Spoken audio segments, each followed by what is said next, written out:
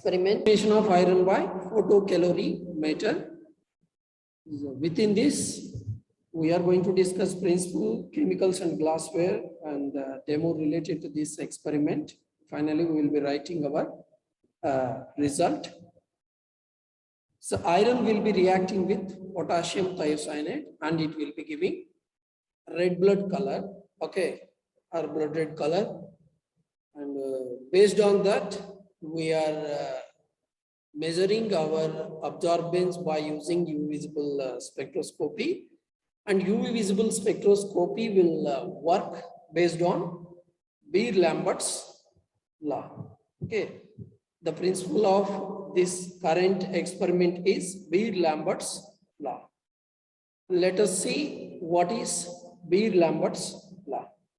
When a monochromatic light, if you are passing through a transparent absorbing medium, okay, absorbance will be directly proportional to concentration of the medium and length of the medium. This is the Beer-Lambert's law. Numerically, how we can represent this Beer-Lambert's law? A is equal to epsilon BC. A is equal to epsilon BC. So numerically, how we can derive this Beer-Lambert's law? See that directly di by I equal to epsilon C dx. Here, di by I will be giving us the change of intensity of the light with respect to incident light. C will be the concentration, dx is the width, okay, what we are. So if you apply integration on both sides, and we will get log, and if you apply this initial limit and final limit, finally we'll get log I by I naught equal to minus epsilon BC. If you want to remove the minus sign, so what we are reversing log I naught by I equal to epsilon BC. Okay, log I naught by I we are indicating with A. Okay, that is called absorbance equal to epsilon BC. Epsilon is molar absorption coefficient. It is a constant. C is equal to constant. Here B is equal to thickness. Okay, this is the numerical derivation of Beer-Lambert's law. Theoretically, how we can define when a monochromatic radiation, if you are passing through a transparent absorbing medium, absorbance will be directly proportional to concentration of the medium and thickness of the medium. And if you are removing the proportionality constant, we are keeping epsilon. Epsilon is a constant, is a molar absorption coefficient.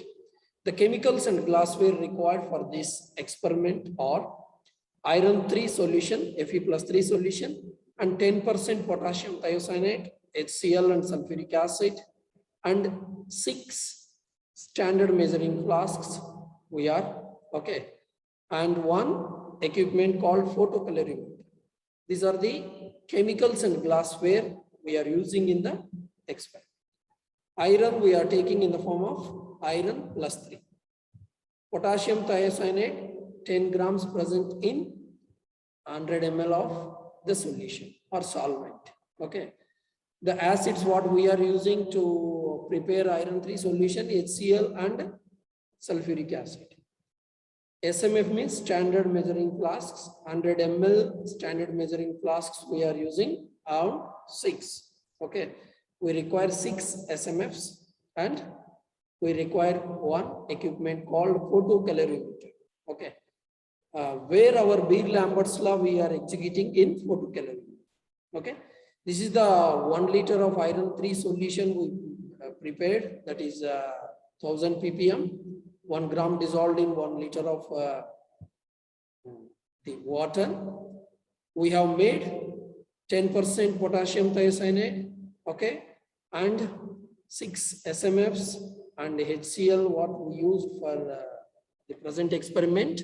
Okay, this is at first what we are taking a known amount of iron solution from 1 SMF and we are adding potassium thiocyanate, 1 ml of potassium thiocyanate.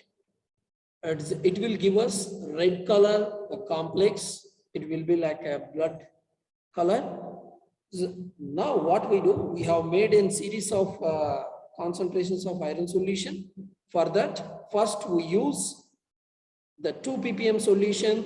We are taking 2 ppm solution into the vial and we are keeping in photocalorimeter and we are measuring the absorbance. In first, what we are doing, just for 2 ppm, we have measured, it is giving 0.02. Now this is the second sample. For 4 ppm, it is giving 0.04. Okay. Now for 6 ppm, we are going to measure it. Yes, we are taking 6 ppm SMF and we are transferring the solution into the vial, that is a quartz vial. Okay, at present we are using glass vial. Okay, for 6 ppm, it is giving around 0.06 absorbance. Okay, and for 8 ppm, you see that we are filling 8 ppm concentration into the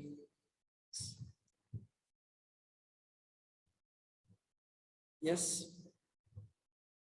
All these 2 ppm, 4 ppm, 6 ppm, 8 and 10 ppm, we have added our potassium thiocyanate into that and it has already formed red color complex. That red color complex solutions we are transferring into our vial and we are keeping in photocalorimeter. For 8 ppm concentration, it is giving 0.08. For 10 ppm solution, okay, for 10 ppm solution, we are keeping it, it is coming around 0.10. Okay. This process is called calibration. Okay, what we have made known concentrations of,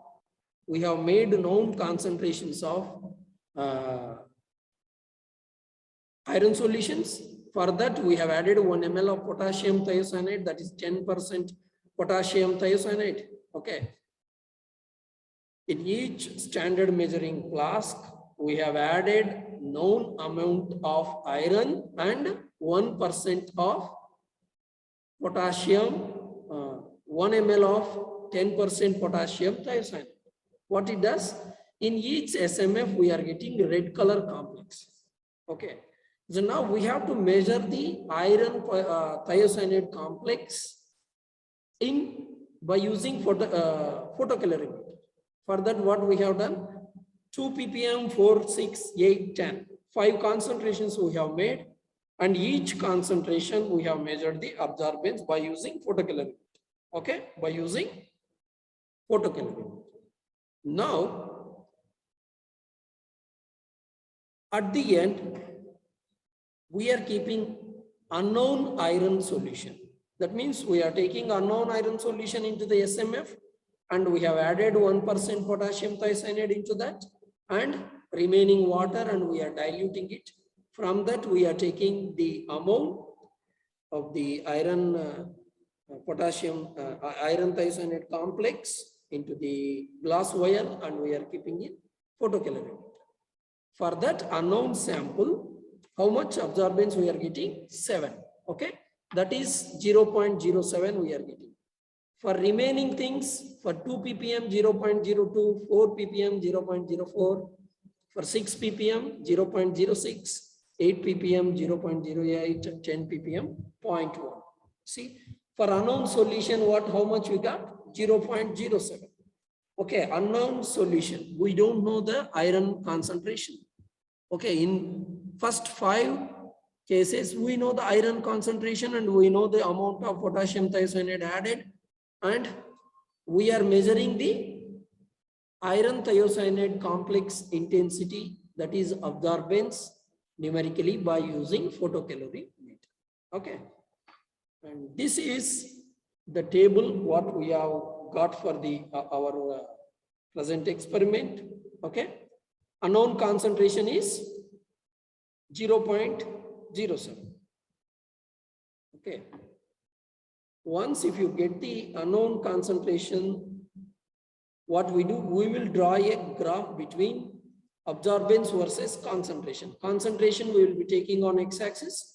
Absorbance we are taking on y-axis, and we will plotting a calibration curve first. Okay. Once if we plot the calibration curve, and we want to know the concentration of unknown solution. Okay. In that calibration curve, we will go to the absorbance y-axis and the corresponding x-axis value we are getting from the graph. Let us see the graph which we are getting for the present result.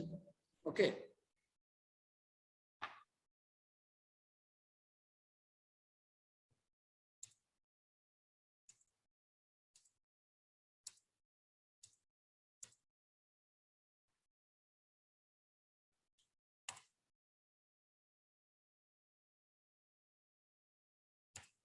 Yes, this is the graph what we got it for our results. 1 pp, 2 ppm 0.02, 4 ppm 0.04, 6 ppm 0.06, 8 ppm 0.08. Okay, this is what the, and according to that, what if you are plotting a line, and if you are joining all the points, you will be getting a line that is like a linear line. Okay. Linearly, the concentration and absorbance, they will be, if you are changing the concentration, absorbance also is changing. So now for unknown solution, we got around 0.07.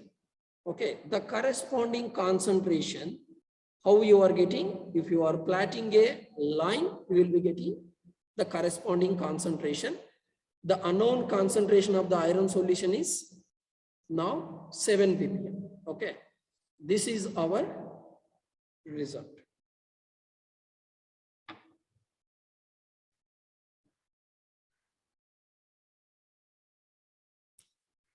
This, I am happy to acknowledge my research scholar who has helped me to do this experiment. Okay. And thank you. Thank you for your attention.